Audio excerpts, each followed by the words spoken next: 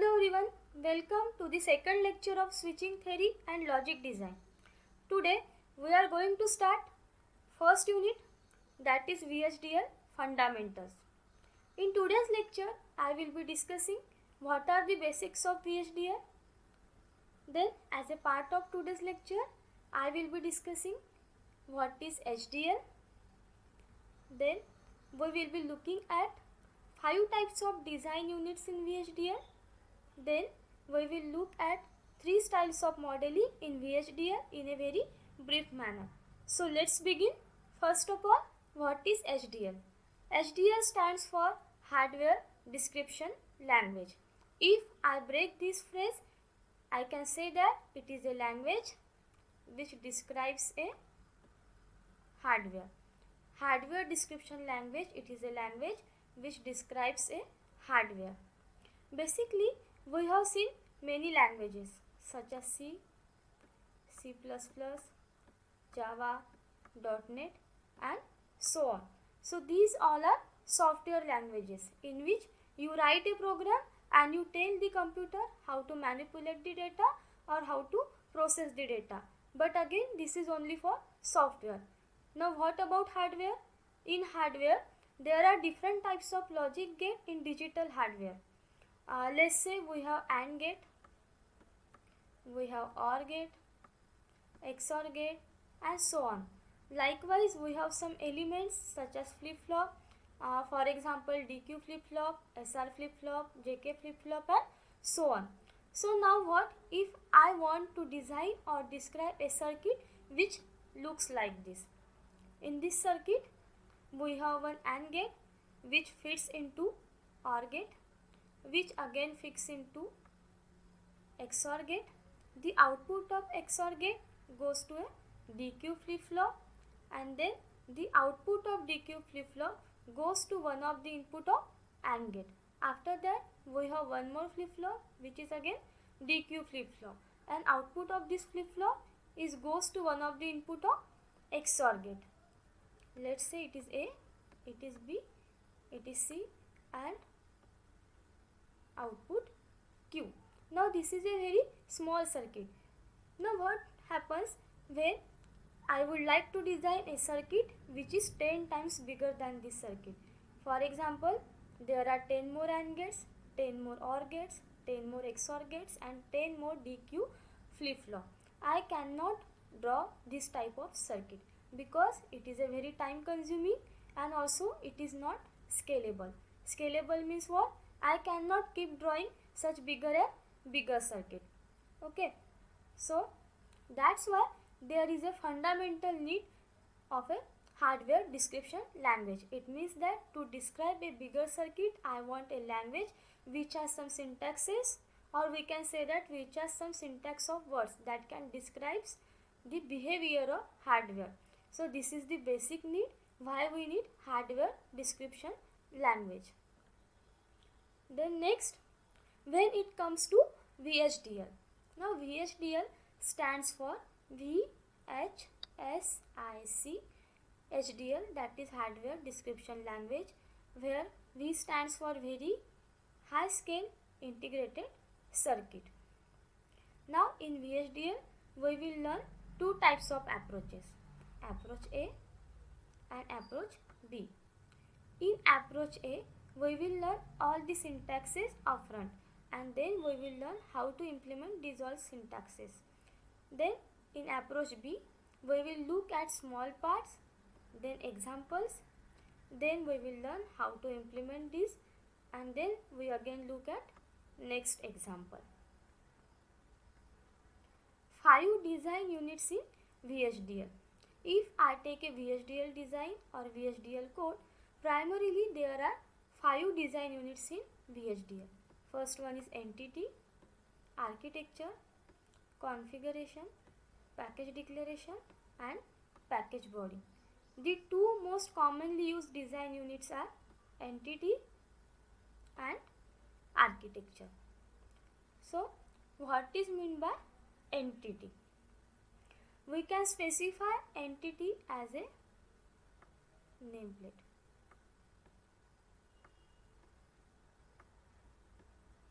we can specify entity as a nameplate. Let's look at the example that if I want to design a circuit which has only two inputs which are connected to switches, that is switch 0 and switch 1, and which has two outputs, that is LED 0 and LED 1. It means that in my entity I can specify my inputs and my outputs. Okay, so entity helps me to specify what are my input ports,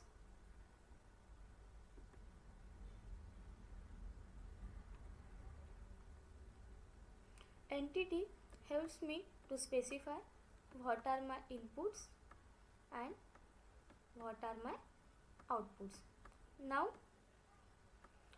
I am still to define what goes inside this circuit. Let's say this is circuit X. So I am still to define what goes inside my circuit. I only knows that what are my inputs and what are my outputs. So now I know that there are two inputs in my circuit, switch 0, switch 1, and there are two outputs in my circuit, that is LED 0 and LED 1.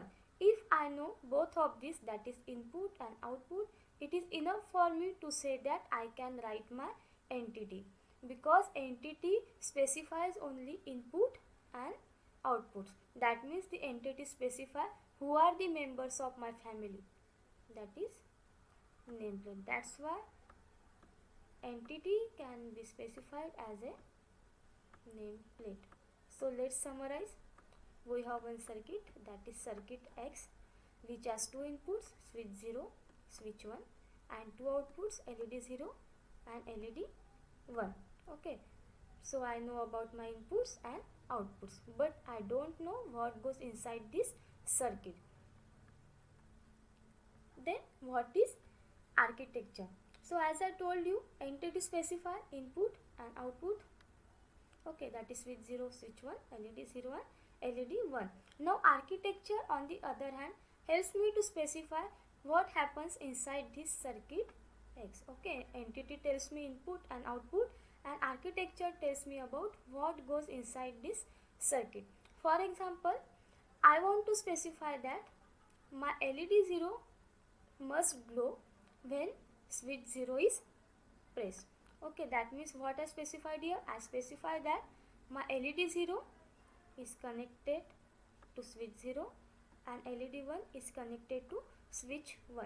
That means my LED 0 must glow when switch 0 is pressed and my LED 1 must glow when switch 1 is pressed. This is the architecture. That means architecture helps me to specify how or what my function or my circuit is going to behave. Architecture helps me to specify how or what my circuit is going to behave or it is going to function. Okay, so understand that entity specify the input and output, architecture specify what actually happens inside the circuit. Okay, so this is all about the entity and architecture. Now look at this example in a more formal way. That means how entity and architectures are defined in VHDL language, or what is the VHDL code for entity and architecture. First of all, we have some library declarations. Library declarations are common for most of the designs. Now important thing is that entity keyword.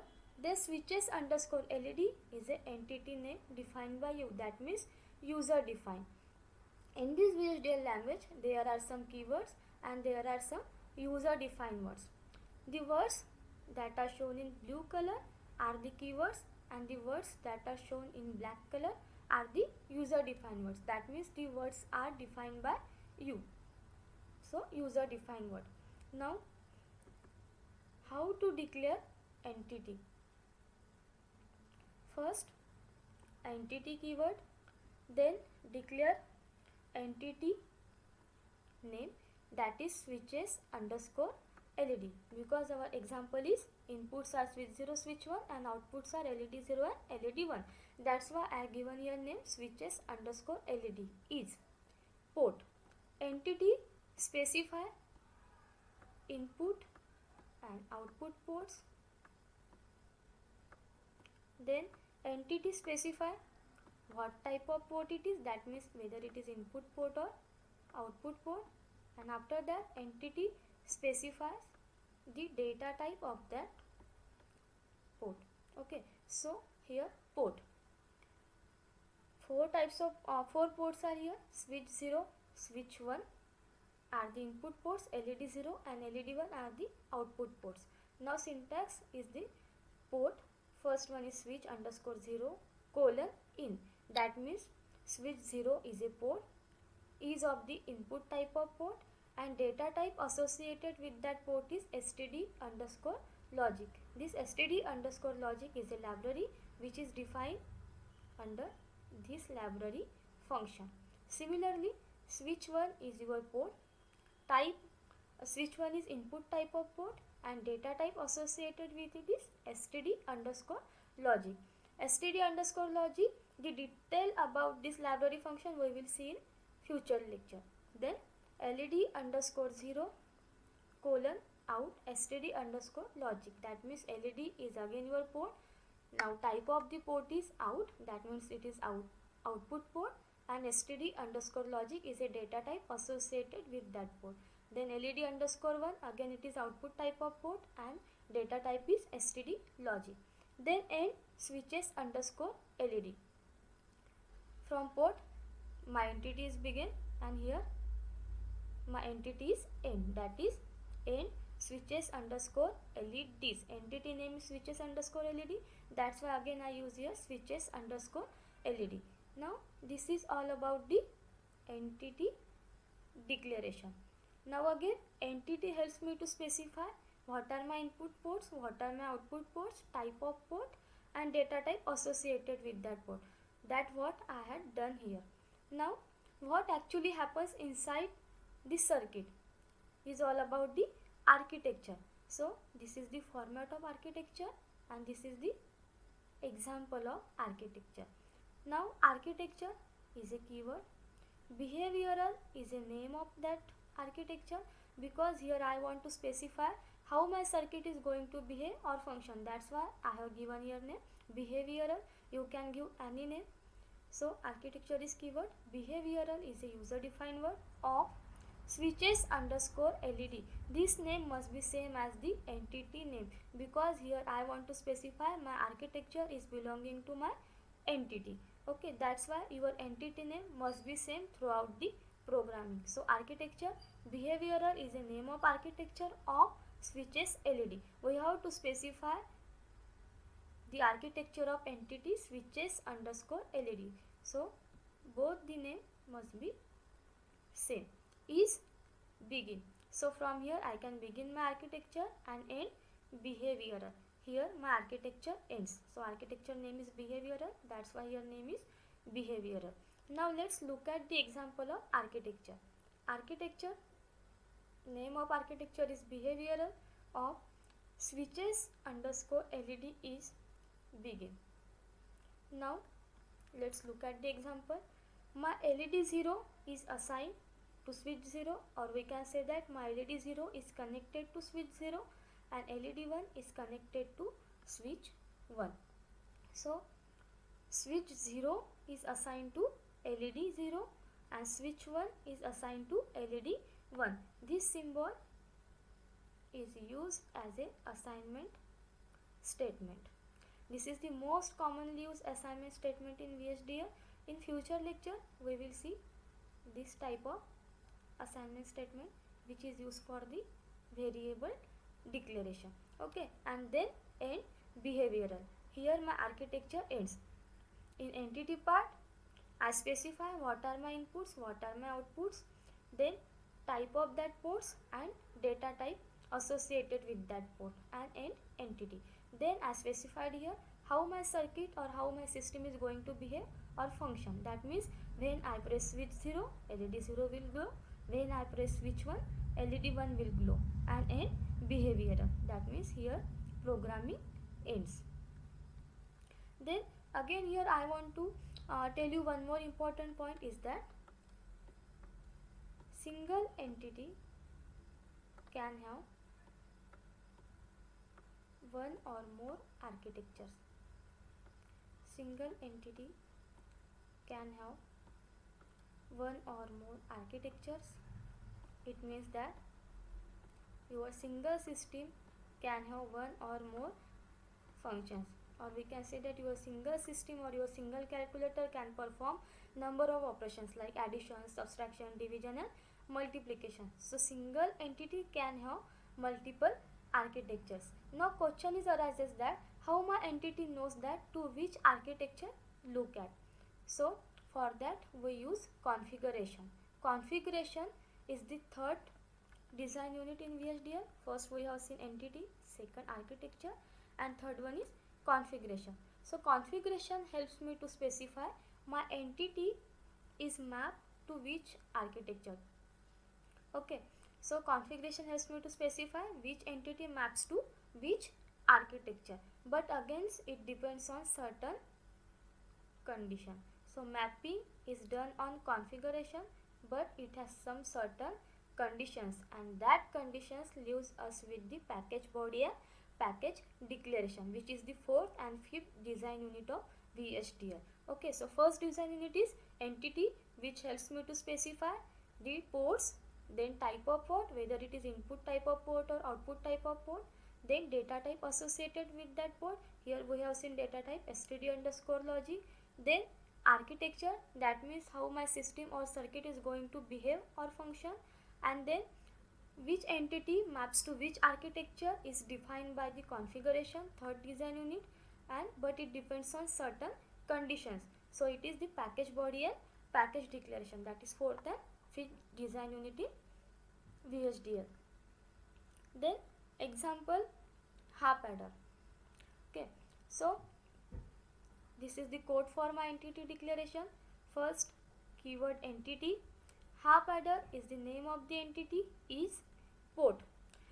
We know that there are four types of port in half adder, two input port and two output ports. So AB are my input ports, sum and carry are my output ports, colon in, that means A and B are input type of port with data type bit. Previously we have seen data type std underscore logic, that is standard logic. Now here new data type is introduced, that is bit. Now what is meant by bit? Bit can take only two values, that is 0 and 1, and no more values. But std underscore logic, which we have seen in previous example, std underscore logic can take any type of value. Okay, so but now understand that bit can take only two types of value, that is 0 and 1. Then sum and carry colon out bit, that means sum and carry are the output type of port and data type associated with it is the bit, that means it can take only two values, 0 and 1. And then end half adder, here my entity ends. Okay, so name of the entity is half adder. So this is the code for entity declaration. Here I specify what are my inputs and what are my outputs for half adder, but how actually half adder is going to behave or going to function is specified by the architecture. Okay, so this is the hardware that we want inside half adder. There are two inputs A and B, two outputs, that is sum and carry. There is one XOR gate X1 and one AND gate, that is A1. Okay, so this is the architecture part which we want to specify. So to specify architecture, there are three styles of modeling in VHDL. First one is structural style of modeling, data flow style of modeling, and third one is behavioral style of modeling. Structural and data flow style of modeling are used when internal connections are clear and straightforward, and these are basically used for the smaller design. But when we want to design a larger circuit, we use behavioral style of modeling. Okay, and fourth one is we can use combination of these three types, that is structural, data flow and behavioral. This is the most commonly used combination. Okay, so we can design our system with behavioral style of modeling and then connect them by using structural and data flow style of modeling. So we will see these three styles of modeling one by one in a very detailed manner.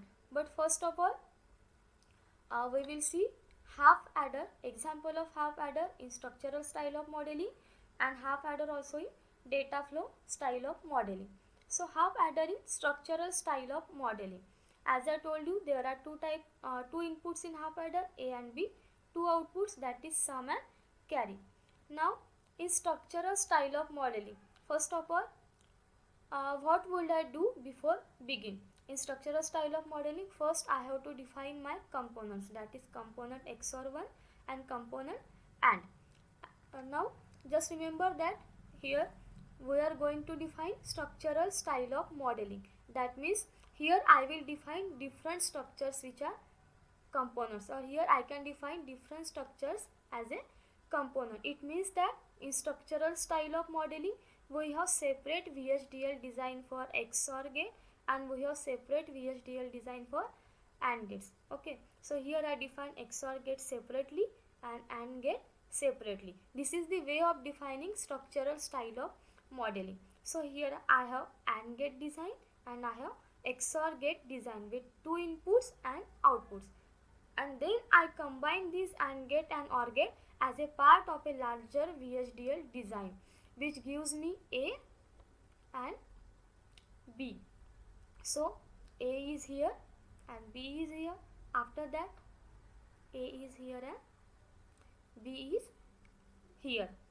So this is the structural way of looking at this component XOR1, component and this is the design of structural style of modeling. So here I will define different components, component XOR1 and component AND.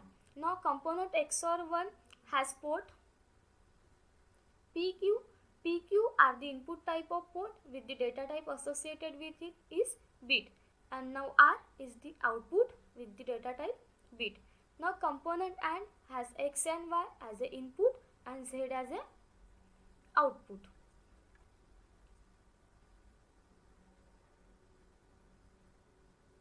Now let's look at this P, Q and R. Likewise we have X, Y and Z. Then what I do is I will say, okay, my carry will connect to my sum will connect to my R and my carry will connect to my Z. So I use the keyword port map, so which will map port A to X and B to Y. Similarly A and B to P and Q. So this is called the positional association, where I am associating each port with its position where specified in the entity. Entity is like this. A, B are the input ports and sum and carry are the output ports. So this is the structural way of looking at this, and this is the structural style of modeling for half adder. Then next is data flow style of modeling. Data flow style of modeling is one of the straightforward and smallest style of modeling. Now data flow style of modeling, entity will be the same for the half adder in structural style of modeling and data flow style of modeling, and this is your entity. So architectural data flow is the user defined word. So architectural name of architecture is data flow underscore HA of half adder. Now half adder is the entity name, which must be same, because here I want to specify my architecture is belonging to my entity. Then is begin. Now sum, this is assignment statement, A XOR B and then carry A and B. Okay, so here I can directly specify that A XOR B is assigned to sum, that means A and B is the input and output is sum. Then A and B is assigned to carry, it again means that A and B is the input which performing operation and output is the carry, and then end data flow underscore half adder. So here my architecture ends. So this is all about the structural style of modeling and data flow style of modeling for half adder. We will see these styles of modeling in very brief manner in the future lecture.